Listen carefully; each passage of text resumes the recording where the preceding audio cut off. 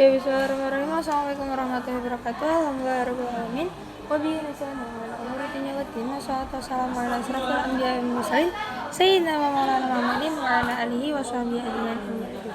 Oke, yang terhormat kepada Abiani, Putra Jani Madin Amade dan Umida, Dr. Haji Horter Dawat Mahmud MBE, selaku dari Pengasuh Pondok Pesantren Perkamalan bin Tidak, yang terhormat juga kepada jajaran Dewan Guru semuanya, tak lupa juga kepada Miss Alfi selaku Kepala Madrasah Al-Quran Darul Huda dan selaku Guru Pembina Mata Pelajaran Kimia. Oke, perkenalkan saya Melaja, saya kelas 10 M Al-Quran Darul Huda. Di sini saya akan mempresentasikan tentang ikatan antar molekul. Nah, ikatan antar molekul itu terdiri atas ikatan hidrogen dan gaya van der Waals. Van der Waals pertama. Van der Waals diambil dari nama ilmuwan fisika Belanda yang kali pertama menemukan gaya itu, yaitu Johannes van der Waals. Gaya van der Waals terjadi antara partikel yang sama atau berbeda. Gaya ini disebabkan oleh adanya sifat kepolaran. Semakin kecil kepolaran, maka semakin kecil pula gaya van der Waals. Gaya van der Waals merupakan ikatan yang sangat lemah. Gaya van der Waals ini terjadi karena adanya interaksi dipol. Dipol dibedakan menjadi interaksi dipol polar, dipol polar, dipol polar, dipol polar atau dipol polar.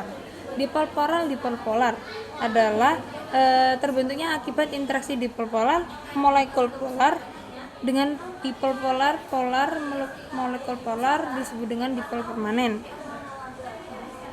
Lalu dipol non polar, non polar. Nah, ini itu ikatan yang terbentuk pada molekul H2 adalah ikatan kovalen nonpolar.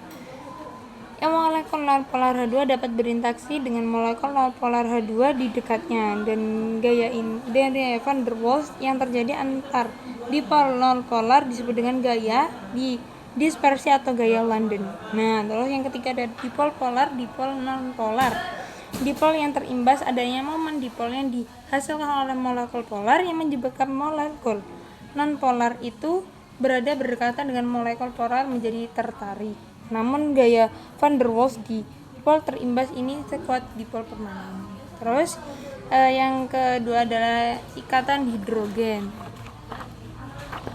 Ikatan hidrogen yakni tinggi titik didih pada H2O disebabkan oleh adanya ikatan yang terjadi antara atom H pada molekul H2O dengan atom O pada molekul H2O dengannya.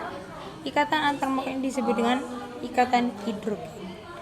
Nah, ikatan hidrogen itu dipengaruhi oleh perbedaan keelektronegatifan antara atom-atom dalam molekul.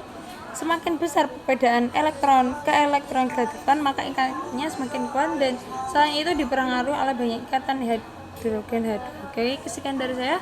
Kurang lebih mohon maaf yang sebesar-besarnya. Akhirul kalam, minasyaitonir rajim. Wassalamualaikum warahmatullahi wabarakatuh.